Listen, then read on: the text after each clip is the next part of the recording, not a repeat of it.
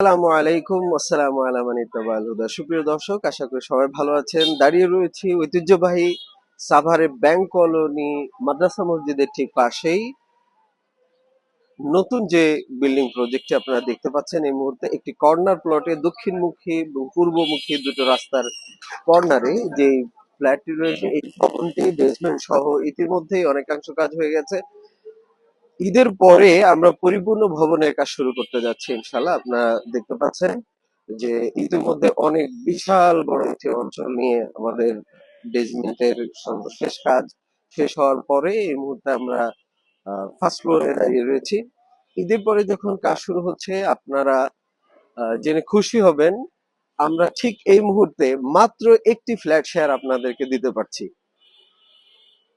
যারা এমন একটি লুক্রেটিভ লোকেশনে নিজের পছন্দের মতো ফ্ল্যাট তৈরি করতে চান তাদের জন্য একটি মাত্র অপশনই ফাঁকা রয়েছে, আর বাকি সব আলহামদুলিল্লাহ বুকিং হয়ে গেছে।